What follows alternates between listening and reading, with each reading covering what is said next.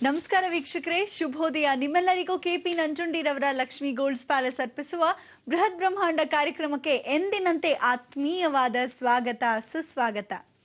ಭೇದ ಭಾವಗಳನ್ನ ತೊರೆದು ಬೆರೆತು ಬಾಳಿದರೆ ಬಾಳು ಬಂಗಾರವಾದೀತು ಅಂತ ಹೇಳ್ತಾರೆ ಹಿರಿಯರು. ಅದಕ್ಕೆ ಅಲ್ವೇ ಹೇಳಿರೋದು ಕೂಡಿ ಬಾಳಿದರೆ ಸ್ವರ್ಗ ಸುಖ ಅಂತ ಹೇಳ್ತಾ ಗುರೂಜಿಯವರನ್ನ ಕಾರ್ಯಕ್ರಮಕ್ಕೆ ಸ್ವಾಗತಿಸೋಣ. ಶ್ರೀತರು ಶ್ರೀ ಸಂಪೂರ್ಣ ಸನಾತನ ಧರ್ಮ ಸಂರಕ್ಷಣಾ ಸಮಿತಿಯ ಸಂಸ್ಥಾಪಕರು ಹಾಗೂ ಶ್ರೀ ಸಂಪೂರ್ಣ ವರಮಹಾಲಕ್ಷ್ಮಿ ಮಹಾಸಂಸ್ಥಾನದ ವ್ಯವಸ್ಥಾಪಕ ನಿರ್ದೇಶಕರು, ನಮ್ಮೆಲ್ಲರ ಪ್ರೀತಿಯ ಗುರುಗಳು ಶ್ರೀ ನರೇಂದ್ರ ಬಾಬು ಶರ್ಮಾ ಗುರೂಜಿಯವರು. ಗುರುಜಿ ನಮಸ್ಕಾರ.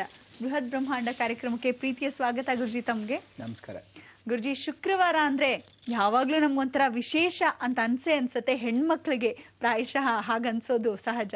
ಇವತ್ತು ಏನು ವಿಶೇಷ ಮಾಹಿತಿಯನ್ನ ನೀಡ್ತಾ ಇದ್ದೀರಾ? ಎಲ್ಲ ವೀಕ್ಷಕ ಬಾಂಧವರಿಗೆ ಪರಿಪೂರ್ಣವಾದ ಸ್ವಾಗತ ನಿಮ್ಮೆಲ್ಲರ ಬ್ರಹ್ಮಾಂಡ ಲೋಕಕ್ಕೆ.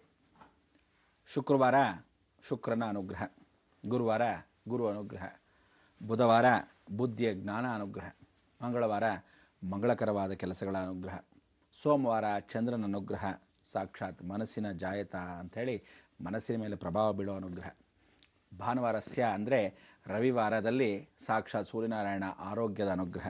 ಹೀಗೆ ಒಂದಲ್ಲ ಒಂದು ವಾರದಲ್ಲಿ ಆ ಅನುಗ್ರಹಗಳನ್ನು ಪಡಿತಕ್ಕಂಥ ವಿಚಾರಗಳೇ 9 ನವಗ್ರಹಗಳಲ್ಲಿ ರಾಹುಕೇತುಗಳನ್ನಿಬ್ಬರು ಬಿಟ್ಟು ಎಲ್ಲ 7 ಗ್ರಹಗಳ ಸಮ್ಮಿಲನ. ಈ 7 ಗ್ರಹಗಳ ಸಮ್ಮಿಲನವೇ ವಿಶೇಷವಾಗಿರ್ತಕ್ಕಂಥ ಅಂಕಿತಾರ್ಪಣ. ಇಲ್ಲಿ ನಾವು ತ್ರಿವಿಧ ದಾಸೋಹಿ ಅಂತ ಹೇಳ್ತಕ್ಕಂಥ ವಿಚಾರ, 3 ಜ್ಞಾನಗಳನ್ನು ತುಂಬಿರ್ತಕ್ಕಂಥದ್ದು ಕಾಯ ವಾಚ ಮನಸ್ಸ ಅಂತ. ನೋಡಿ, ಒಬ್ಬ ಮನುಷ್ಯನಿಗೆ ಜೀವನದಲ್ಲಿ ಎಲ್ಲೋ ಬೀದಿಯಲ್ಲಿ ಬಿದ್ದಿದ್ರೆ ಅವನ್ನ ಆರಿಸ್ಕೊಂಬಂದು ನೋಡಪ್ಪ ಊಟ ಮಾಡು ಅಂತ ಹೇಳಿ ಎಬ್ಬಿಸಿ ಊಟ ಮಾಡ್ತಕ್ಕಂಥ ಅವಕಾಶ, ಸದಾವಕಾಶ ಇದುವರ ತನಕ ಎಲ್ಲೂ ಕಂಡು ಕಾಣದೇ ಇರತಕ್ಕಂಥ ವಿಚಾರಗಳು, ಎಷ್ಟೋ ಜನ ಕಂಡಿಲ್ಲದೆ ಇರತಕ್ಕಂಥ ವಿಚಾರಗಳು ಏಕೈಕ ಸ್ಥಳದಲ್ಲಿ ಪ್ರಥಮ ಬಾರಿಗೆ ಕೇಳ್ಪಟ್ಟಿರೋದಲ್ಲದೆ, ಆ ಅನುಗ್ರಹ ಯಾವತ್ತೂ ಆಶ್ವಾಸನೆ ಅಂತ ಹೇಳ್ತೀವಿ. ಆಶ್ವಾಸನೆಗಿಂತ ಪರಿನಂಬಿಕೆ ಅಂತೀವಿ. ಪರಿನಂಬಿಕೆ ಅಂದರೆ ಆತ್ಮವಿಶ್ವಾಸ ಅಂತೀವಿ. ಆತ್ಮವಿಶ್ವಾಸಪೂರ್ವಕವಾಗಿ ನಾ ಖಂಡಿತ ಇವನಿಗೆ ಊಟವನ್ನು ಹಾಕ್ಬೋದು ಅನ್ನೋ ಒಂದು ದೃಢ ನಿರ್ಧಾರವನ್ನು ಇಟ್ಕೊಂಡು ಖಂಡಿತ ಊಟವನ್ನು ಹಾಕಿರ್ತಕ್ಕಂಥ ವಿಚಾರ, ಕಾರ್ಯರೂಪಕ್ಕೆ ತಂದಿರೋ ವಿಚಾರ.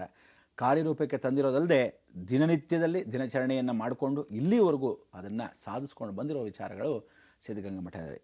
ಇಂಥದ್ರಲ್ಲಿ ಮೊದಲನೇ ದಾಸೋಹ ಅಂದರೆ ಆ ದಾಸೋಹ ಎಲ್ಲಿವರೆಗೂ ಬಂತು? ಊಟದ ವಿಚಾರದಲ್ಲಿ. ಅಂದರೆ ಅನ್ನದಾಸೋಹ ಅನ್ನೋದು ಭಾಳ ದೊಡ್ಡದು. ದೇವರಲ್ಲಿ ಏನು ಕೇಳ್ಕೊತೀವಿ? ಅನ್ನದಾನ ಮಹಾಶ್ರೇಷ್ಠತೆ, ದೊಡ್ಡ ದಾನ ಅಂತ ಕರಿತೀವಿ. ಈ ಅನ್ನದಾನ ದೊಡ್ಡ ಶ್ರೇಷ್ಠತೆ, ಮಹಾದಾನ ಅನ್ನೋದು ಎಲ್ಲ ದೇವಾಲಯಗಳಲ್ಲಿ, ಯಾವ ದೇವಾಲಯದಲ್ಲಿ ಅನ್ನದಾನವನ್ನು ಮಾಡ್ತೀವೋ ಆ ಅನ್ನದಾನವನ್ನು ಮಾಡಿದಷ್ಟು ಅಲ್ಲಿ ಜನಾಕರ್ಷಣೆ, ಸರ್ವಾಕರ್ಷಣೆ, ಲಕ್ಷ್ಮಿ ಆಕರ್ಷಣೆ ನಡೀತಾ ಇರುತ್ತೆ ಅಂತ. ಅದು ಮೊದಲನೇ ಸಾಧನೆ. ಎರಡನೇ ದಾಸೋಹ ಅನ್ನೋದು ಯಾರನ್ನಾದರೂ ಶರಣಾಗತವಾಗಿರ್ತಕ್ಕಂಥ ದೀನ ಪರಿಧಾಯನ, ಯಾರಿಗೂ ಯಾರೂ ಇಲ್ದಿದ್ರೆ ಆಶ್ರಯವನ್ನು ಯಾರು ನಿಲ್ಲುತ್ತಾರೆ ಅಂತ ಒಂದು ಆಶ್ರಯವನ್ನು ಕೊಡ್ತಕ್ಕಂಥ ಮೊದಲನೇ ದಾನ ಈ ಸಿದ್ಧಗಂಗಾ ಮಠದಲ್ಲಿ. ನೋಡಿ, ಯಾರಿಗಾದರೂ ಮಳೆಯಲ್ಲಿ ನಿಂತಿರ್ತಾರೆ, ಒಂದು ಛತ್ರಿನ ಹಿಡಿದ್ರೆ ಬಾ ಎಂಥ ಒಂದು ಆಶ್ರಯ, ಒಳ್ಳೆ ಸಮಯಕ್ಕೆ ಬಂತು, ದೇವರಿದ್ದಾಗ ಬಂದ್ರಿ. ನಿಜವಾಗ್ಲೂ ನಡೆದಾಡೋ ದೇವರು ದೇವರಿದ್ದಾಗೆ ಎಷ್ಟೋ ಜನದ ಪಾಲ್ಗೆ ಪಾಲ್ಗೊಂಡಾಗಿರ್ತಕ್ಕಂಥ ಅನುಗ್ರಹ. ಆ ಪಾಲು ತಮಗಿಲ್ಲದೇ ಇದ್ರೂ ಪರವಾಗಿಲ್ಲ, ಎಲ್ರಿಗೂ ಇರಲಿ ಅನ್ನೋ ಮನೋಭಾವನೆ ಇರ್ತಕ್ಕಂಥ. ಒಂದು ಚಪಾತಿಯಲ್ಲಿ, ಒಂದು ರೊಟ್ಟಿಯಲ್ಲಿ 4 ಜನ ಹಂಚ್ಕೊಳ್ಳಿ. 10 ಜನ ಬಂದರೆ 10 ಭಾಗ ಮಾಡ್ಕೊಳ್ಳಿ. ನನಗೆ ಸಿಕ್ಕದೇ ಇದ್ರೂ ಪರವಾಗಿಲ್ಲ, ನೀವೆಲ್ಲ ಚಿಂದಿ ಚೆನ್ನಾಗಿರಿ ಅಂಥೇಳಿ ಒಂದು ಪ್ರಾರ್ಥನೆ. ಆ ರೀತಿಯಾಗಿ ಅನ್ನದಾನಕ್ಕೆ ಜೊತೆಗೆ ಶ್ರೇಷ್ಠವಾದ ದಾನ ಆಶ್ರಯದಾನ ಅಂತ ಆಶ್ರಯವನ್ನು ನೀಡಿದ್ದಾರೆ. ಅದಾದ ಮೇಲೆ ಜ್ಞಾನದಾನ. ಸುಮ್ಮನೆ ನೀವು ಆಶ್ರಯವನ್ನು ಪಡೆದು ಊಟವನ್ನು ತಿನ್ಕೊಂಡಿದ್ರೆ ಪ್ರಯೋಜನ ಇಲ್ಲ. ನಿಮ್ಮ ಕಾಲ ಮೇಲೆ ನೀವು ನಿಂತ್ಕೋಬೇಕು, ನಿಮ್ಮ ಸಾಧನೆ ನೀವು ಮಾಡಬೇಕು. ನಾನು ಇರಲಿ ಬಿಡಲಿ, ನೀವೆಲ್ಲ ನಿಮ್ಮ ಕಾರ್ಯವನ್ನು ರೂಪರೇಖೆಗೊಳ್ಳಬೇಕು ಅಂಥೇಳಿ ಆ ಒಂದು ಸಾಧಕರಾಗಿ ಮಾಡಿರ್ತಕ್ಕಂಥ ವಿಷಯದಲ್ಲಿ ಜ್ಞಾನವನ್ನು ಕೊಟ್ಟಿದ್ದಾರೆ. ಅದಕ್ಕೋಸ್ಕರ ಈ 3 ದಾನವನ್ನು ಏಕಾಚಿತ್ತದಲ್ಲಿ ಕೊಟ್ಟಿರತಕ್ಕಂಥ ಏಕೈಕ ಸ್ಥಳ ತ್ರಿವಿಧ ದಾಸೋಹಿ. ಅದಕ್ಕೆ 3 ದಾಸೋಹಗಳನ್ನು ಮಾಡಿರ್ತಕ್ಕಂಥದ್ದು, ಹೇಳಿರ್ತಕ್ಕಂಥದ್ದು, ಸಾಧಿಸಿ ತೋರಿಸಿರ್ತಕ್ಕಂಥದ್ದು, ಇಲ್ಲಿವರೆಗೂ ನಡ್ಸ್ಕೊಂಡು ಬಂದಿರೋದು ಏಕೈಕ ಕ್ಷೇತ್ರವೇ ಸಿದ್ಧಗಂಗಾ ಕ್ಷೇತ್ರ. ಅಲ್ಲಿ ಕ್ಯಾತ್ಸಂದ್ರ ಅಂತ ಕರಿತೀವಿ, ಶ್ರೀಮನ್ ವೆಂಕಟರಮಣನ ಕ್ಷೇತ್ರ. ಆ ವೆಂಕಟರಮಣನ ಕ್ಷೇತ್ರದಲ್ಲಿ ಇಲ್ಲಿ ಬಹಳ ವಿಶೇಷ ಸಿದ್ಧಗಂಗಾ ಕ್ಷೇತ್ರ. ಸಿದ್ಧಗಂಗೆಯಲ್ಲಿ ಗಂಗಾ ಉತ್ಪತ್ತಿ ಆಗಿರೋ ಕ್ಷೇತ್ರ. ಮಹಾವಿಷ್ಣುವ ಕ್ಷೇತ್ರದಲ್ಲಿ ಸಾಕ್ಷಾತ್ ಮಹಾವಿಷ್ಣು ಭೂಸ್ಪರ್ಶದಿಂದ ಹೊರಭಾಗದಲ್ಲಿ ಬಂದಾಗ, ಗಂಗೆ ಉತ್ಪತ್ತಿ ಆದಾಗ ಸಿದ್ಧ ಪರ್ಶಬೇಕಾದರೆ ಪರಮೇಶ್ವರನೇ ಸ್ವತಃ ಸ್ವಾಗತ ಮಾಡಿರೋ ವಿಷ್ಣು ಅನುಗ್ರಹ ಇಲ್ಲಿ ನಡೀತಾ ಇರತಕ್ಕಂಥ ವಿಚಾರ. ಅದಕ್ಕೋಸ್ಕರ ಬ್ರಹ್ಮ ವಿಷ್ಣು ಮಹೇಶ್ವರರ 3 ಜನ ಸಂಗಮವಾಗಿರ್ತಕ್ಕಂಥ ಕ್ಷೇತ್ರವೇ ಈ ಕ್ಷೇತ್ರದ ಮಹಿಮೆ. ಇವತ್ತಿಗೂ ಮೂಲ ಸಾಕ್ಷಿಯಾಗಿರತಕ್ಕಂಥ ಸಿದ್ಧಿ ಸಾಧನೆ. ಬುದ್ಧಿ ಅನ್ನೋದು ಯಾವತ್ತೂ ಬ್ರಹ್ಮನಿಂದ ಬಂದಿರತಕ್ಕಂಥ ವಿಚಾರ, ಜ್ಞಾನವನ್ನು ಬಂದಿರತಕ್ಕಂಥದ್ದು ಯಾವತ್ತೂ ಮಹಾವಿಷ್ಣು ವಿಚಾರ.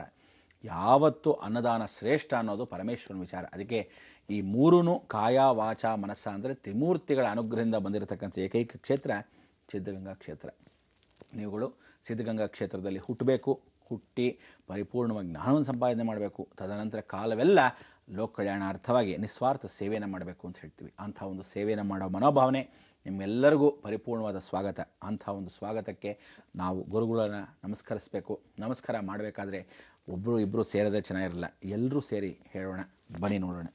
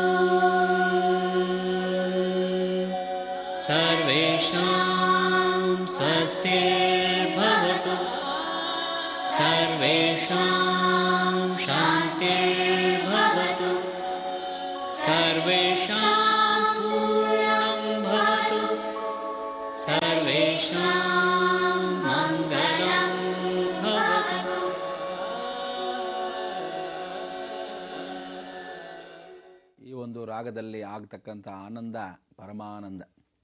ಅದಕ್ಕೆ ಗುರುಗಳ ಹಳೆಯ ಮಠದಲ್ಲಿ ಪುರಾತನವಾದ ಜೀವಕಳೆ ತುಂಬಿರೋದು. ಅದಕ್ಕೆ ಈ ಜೀವಕಳೆ ತುಂಬಿದ್ದಾಗ ಸಿದ್ಧಗಂಗಾ ಕ್ಷೇತ್ರದಲ್ಲಿರ್ತಕ್ಕಂಥ ಯಡಿಯೂರು ಸಿದ್ಧಲಿಂಗೇಶ್ವರನ ಮೆಟ್ಟಲನ್ನ ಒಂದೊಂದು ಮೆಟ್ಟಲನ್ನ ಹತ್ಕೊಂಡು ಹೋದಾಗ ನೀವು ಜೀವವನ್ನು ಪರಿಪೂರ್ಣವಾಗಿ ತುಂಬಬಹುದು.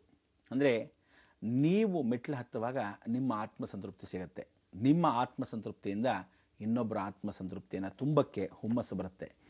ಮತ್ತೊಬ್ಬರು ಮುಂದೆ ಆಗ್ತಕ್ಕಂಥ ಅನಾಹುತಗಳಿಗೆ ಕಾರಣವಾಗ್ತಾ ಇದ್ದಾರೇನೋ ಅನ್ಸ್ಕೊಂಡು ಅವರಿಗೆ ಜೀವವನ್ನು ತುಂಬೋದೇ ಜೀವನ ಆಧಾರ. ಅದಕ್ಕೆ ಆಧಾರ ಸ್ತಂಭವಾಗಿ ಇವತ್ತು ಇಡೀ ನವಗ್ರಹಗಳ ಮುಖಾಂತರವಾಗಿ ಹಳೆಯ ಮಠದಲ್ಲಿ ಇವತ್ತು 9 ನವಗ್ರಹಗಳು ಆ ಜೀವಕಳೆಯನ್ನು ತುಂಬುತ್ತಾ ಇದೆ. ಇವರ ಆರೋಗ್ಯವನ್ನು ಸಂಪೂರ್ಣವಾಗಿ ನೋಡ್ಕೊತಾ ಇದೆ. ಆ ಗ್ರಹಗಳೆಲ್ಲರೂ ಜೀವನ ಆಧಾರದಲ್ಲಿ ಗ್ರಹಮುಖ ಅಂದರೆ ಇಂಥ ಒಂದು ಗ್ರಹಗಳು ಕೂಡ ಅಧೀನ, ಗುರುಗಳ ಅಧೀನ ಅಂತ ಕರಿತೀವಿ. ಅದಕ್ಕೆ ಗುರುಗಳ ಆಶ್ರಯದಲ್ಲಿ ನಮಸ್ಕರಿಸ್ತಾ ಇರತಕ್ಕಂಥ ಈ 9 ಮಂಟಪದಲ್ಲಿರತಕ್ಕಂಥ ಮಠದಲ್ಲಿ ನೀವು ಪ್ರತಿಯೊಬ್ಬರು ಮೊದಲನೇದಾಗಿ ಮಾಡಬೇಕಾದ ಕರ್ತವ್ಯಗಳು ಏನು, ಮಠಕ್ಕೆ ಹೋದ ತಕ್ಷಣ ಮಾಡಬೇಕಾದ ಏನು, ಎಲ್ಲಿಂದ ದೇವರನ್ನು ದರ್ಶನ ಮಾಡಬೇಕು, ಹೇಗೆ ಹೋಗಬೇಕು, ಏನೆಲ್ಲ ಮಾಡಬೇಕು, ಆ ರೂಪರೇಖೆಗಳನ್ನ ನಾನೇ ಸ್ವತಃ ಹಾಕ್ಕೊಡ್ತೀನಿ. ಆ ರೀತಿ ನೀವು ಮಾಡಿದ್ರೆ ನಿಮ್ಮ ಜೀವನ ಸಾರ್ಥಕ, ಪರಮಪೂಜ್ಯ. ಅಂತಹ ಒಂದು ಪರಮಪೂಜ್ಯವಾಗಿರ್ತಕ್ಕಂಥ ಜೀವನವನ್ನು ಸಾರ್ಥಕತೆ ಪಡಿಸ್ಕೊಳ್ಳೋಕ್ಕೆ ಇವತ್ತಿನ ಸಿದ್ಧಿ ಸಾಧನೆ ಮೋಕ್ಷ 3ಕ್ಕೆ ಸಾಕ್ಷಿರೂಪ. ಅದಕ್ಕೆ ಅಂಥ ಒಂದು ಮೋಕ್ಷಕ್ಕೆ ದಾರಿಯನ್ನು ಹುಡ್ಕೋಣ. ಜೀವನ ಅನುಗ್ರಹವನ್ನು ಯಾವತ್ತೂ ಕೊಡ್ತಾನೇ ಇರಲಿ ಅಂತ ಭಗವಂತನಲ್ಲಿ ಪ್ರಾರ್ಥನೆ ಮಾಡಿ, ನಾವು ಯಾವತ್ತೂ ಕೊಂದಿರೋದನ್ನು ಹಂಚ್ತಾ ಇರಬೇಕು. ಹಂಚೋದನ್ನು ತಿನ್ನೋದು ಮಾತ್ರ ಇರಬಾರ್ದು, ಹಂಚಿ ಆನಂದವನ್ನು ಪಡಬೇಕು. ಅದಕ್ಕೆ ಹೇಳೋದು, ನಿನ್ನದು ಯಾವತ್ತೂ ಬಚ್ಚಿಟ್ಟಿದ್ದು ಯಾವ ಕಾಲಕ್ಕೂ ನಮ್ಮದಲ್ಲ, ಕೊಟ್ಟಿದ್ದು ಮಾತ್ರ ತನಗೆ. ಅದಕ್ಕೆ ಆ ಕೊಡೋದನ್ನು ಕೊಡ್ತಾ ಇರಬೇಕು. ಎಷ್ಟು ಕೊಟ್ಟಿದ್ರೂ ಸಾಲದು ಅಂತ ಹೇಳಿ ಆ ಸಂತೃಪ್ತಿ ಅನ್ನೋದು ಜೀವನದಲ್ಲಿರಬೇಕು. ಅದಕ್ಕೆ ನೀವು ಕೊಡುವಾಗ ನೀವು ಸಂತೃಪ್ತಿ ಪಡಬಾರ್ದು. ಯಾಕೆಂದರೆ ಇನ್ನೂ ನಾನು ಸಾಲದು ಮಾಡಿದ್ದು, ಇನ್ನೂ ನಾನು ಧರ್ಮ ಮಾಡಿದ್ದು ಸಾಲದು ಅಂತ ನಿಮ್ಮ ಮನೋಭಾವನೆ ಬರಬೇಕು. ಅದಕ್ಕೆ ಇವತ್ತು ಅಣ್ಣಪ್ಪ ಬೆಟ್ಟದ ಮೇಲೆ ಅಂದರೆ ಎಲ್ಲಿ ಧರ್ಮಸ್ಥಳದಲ್ಲಿ ಏನು ಹೇಳ್ತಾನೆ ಅಂದರೆ, ಧರ್ಮಸ್ಥಳ ವೀರೇಂದ್ರ ಹೆಗಡೆ ಅವರಿಗೆ ಏಪ್ರಿಲ್ ಮಾಸದಲ್ಲಿ ಸಾಧಾರಣವಾಗಿ ಅಣ್ಣಪ್ಪ ಬೆಟ್ಟದ ಮೇಲೆ ಈ ವೀರೇಂದ್ರ ಹೆಗಡೆ ಅವರು ಹೋಗ್ತಾರೆ. ಅವರ ಕುಟುಂಬ ವರ್ಗದವರೆಲ್ಲ ಹೋಗ್ತಾರೆ. ಇಡೀ ಊರಿನವರು ಬರೀ ಗಂಡಸರು ಮಾತ್ರ ಅಲ್ಲಿ ಪ್ರವೇಶ. ಅಲ್ಲೆಲ್ಲ ಹೋದಾಗ ಹೇಳ್ತಾರೆ, ಇಷ್ಟು ವರ್ಷದಿಂದ ಧರ್ಮ ಮಾಡ್ತಾ ಇದ್ರೂ ಸಹ ನೀನು ಮಾಡ್ತಾ ಇರೋದು ಸಾಲದು, ಧರ್ಮ ಇನ್ನಷ್ಟು ಮಾಡಬೇಕು, ಅನ್ನದಾನ ಅಷ್ಟು ಮಾಡಬೇಕು. ಎಷ್ಟು ಮಾಡ್ತೀಯೋ ಅಷ್ಟು ಸಂತೃಪ್ತಿ, ಧರ್ಮ ನೆಲೆಸಬೇಕು, ಅದೇ ನನ್ನ ಅಭಿಲಾಷೆ ಅಂಥೇಳಿ ಯಾವತ್ತೂ ಅಣ್ಣಪ್ಪ ಭೂತ ಮನೋಗ್ರಹವಾಗಿ ಕೊಡ್ತಾ ಇರ್ತಾನೆ. ಅದಕ್ಕೆ ವರ್ಚಸ್ಸನ್ನು ನೀವು ಅಭಿವೃದ್ಧಿ ಪಡಿಸಬೇಕಾದ್ರೆ ಅನ್ನದಾಸೋಹನ್ನು ಮಾಡಿರ್ತಕ್ಕಂಥ ಅಣ್ಣಪ್ಪ ಭೂತನೂ ಸ್ವತಃ ಹೇಳಿದ್ದಾನೆ. ಯಾಕೆಂದರೆ ಭೂತಗಣಾಧಿಪತಿಯಲ್ಲಿ ಭೂತಗಣಗಳು. ಅದಕ್ಕೆ ನಾನು ಸಿದ್ಧಲಿಂಗೇಶ್ವರ ಸ್ವಾಮಿಗಳ ಶಿಷ್ಯರಾಗಿರ್ತಕ್ಕಂಥ ಶಿವಕುಮಾರ ಸ್ವಾಮಿಗಳ ಗುರುಗಳಾಗಿರ್ತಕ್ಕಂಥವರು ಸಾಕ್ಷಾತ್ ಭೂತಗಣವೇ ಹೌದು. ಅದಕ್ಕೆ ಅಂಥ ಒಂದು ಭೂತಗಣಗಳ ಸೃಷ್ಟಿ ಮೂಲವಾಗಿರ್ತಕ್ಕಂಥ ಈ ಕ್ಷೇತ್ರ ಪರಮೇಶ್ವರ ಮುಖಾಂತರ ಭೂತಗಣಗಳ ಮುಖಾಂತರ ಗುರು ಅಂದರೆ ಶಂಕರಾಚಾರ್ಯರಾದಾಗ ಅಂದರೆ ದಕ್ಷಿಣಾಮೂರ್ತಿಯಿಂದ ಶಂಕರಾಚಾರ್ಯರಾದರು. ಶಂಕರಾಚಾರ್ಯರ ಮುಖಾಂತರವಾಗಿ ಲೋಕಕ್ಕೆ ಬಂತು. ಹಾಗೆ ಶಂಕರಶ್ಚ ಹೃದಯಂ ಶಿವಃ ಶಿವಶ್ಚ ಹೃದಯಂ ವಿಷ್ಣು ವಿಷ್ಣೂಶ್ಚ ಹೃದಯಂ ಬ್ರಹ್ಮಸ್ವರೂಪೇಣ ಸ್ವಯಂ ವಿದ್ಯಾದಾನಂ ಕರಿಷ್ಯೆ. ಅದಕ್ಕೆ ಆ ವಿದ್ಯೆ ದಾನ ಸಾಕ್ಷಾತ್ ಭಗವಂತರೇ ಸ್ವತಃ ಕೊಟ್ಟ ಹಾಗೆ. ಅದಕ್ಕೆ ಇವತ್ತಿಗೂ ಜೀವಂತ ಕಳೆಯಾಗಿರ್ತಕ್ಕಂಥ ಸಿದ್ಧಗಂಗಾ ಮಠದಲ್ಲಿ ಎಷ್ಟೊಂದು ಅಂದರೆ ದೈವ ಸಾನ್ನಿಧ್ಯವೇ ಅಲ್ಲಿ ಅಡಗಿದೆ, ದೈವ ಸಾನ್ನಿಧ್ಯವೇ ಕೊಡ್ತಾ ಇದೆ.